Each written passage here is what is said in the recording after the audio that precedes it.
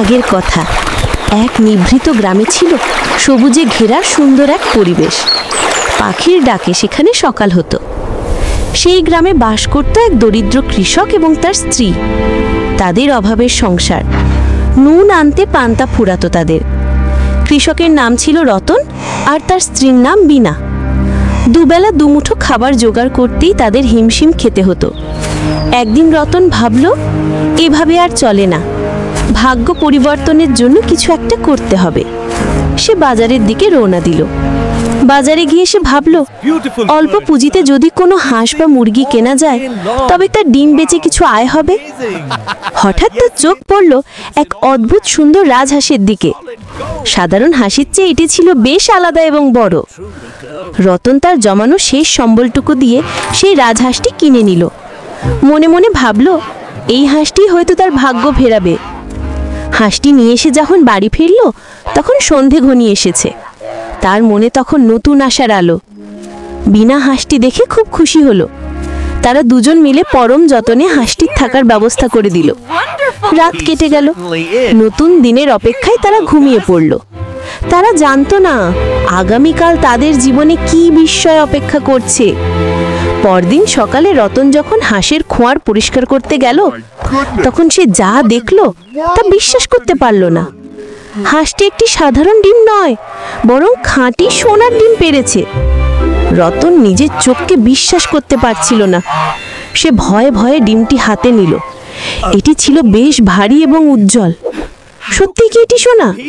সে উত্তেজনায় কাঁপতে কাঁপতে বিনাকে ডাকলো। বিনা, ওগো শুনছো? জলদি এদিকে এসো, দেখে যাও কি কাণ্ড। বিনা সোনার ডিম দেখে হতবাক হয়ে গেল। তাদের আনন্দের আর সীমা রইল না। তাদের ভাগ্য খুলে গেছে। রতন যাচাই করার জন্য ডিমটি নিয়ে শহরের এক স্বর্ণকারের কাছে গেল।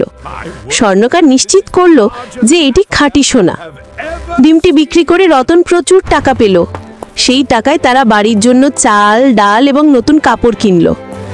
সেদিন রাতে তারা বহুদিন পর পেট ভরে ভালো খাবার খেলো। তাদের চোখে মুখে ছিল তৃপ্তির হাসি। এরপর থেকে এটি নিত্যদিনের ঘটনা হয়ে দাঁড়ালো। রাজহাঁসটি প্রতিদিন সকালে একটি করে সোনার ডিম দিতে লাগলো। আস্তে আস্তে রতনের অবস্থার পরিবর্তন হতে শুরু করলো। জরাজীর্ণ কুঁড়েঘর ভেঙে তৈরি হলো বিশাল পাকা দালান। রতন আর বিনো এখন গ্রামের সবচেয়ে ধনী দম্পতি। তাদের শরীরে দামি পোশাক আর বিনার গায়ে ভারী সোনার গয়না। গ্রামের মানুষ তাদের এই হঠাৎ বড়লোক হওয়া দেখে অবাক হতো। কেউ কেউ ঈর্ষা করত, আবার কেউ প্রশংসা করত। কিন্তু মানুষের চাহিদার কোনো শেষ নেই। রতন ধনী হলো, তার মনে ধীরে ধীরে এক গভীর লোভ বাসা বাঁধতে শুরু করলো।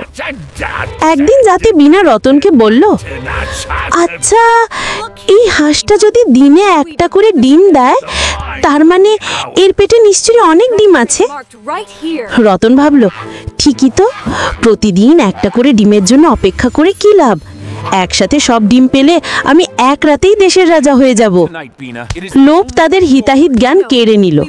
তারা সিদ্ধান্ত নিল হাঁসটিকে মেরে তার পেট থেকে সব সোনার ডিম একসাথে বের করে নেবে। পরদিন সকালে রতন একটি বড় ধারালো ছুরি হাতে নিল। তার চোখে তখন কেবল অঢেল সম্পদের স্বপ্ন, মায়া মমতার কোনো স্থান নেই। অবুঝ হাঁসটি তার মালিকের উদ্দেশ্য বুঝতে পারল না। সে নিশ্চিন্তে খাবার খাচ্ছিল। রতন গিয়ে হাঁসটিকে ধরল।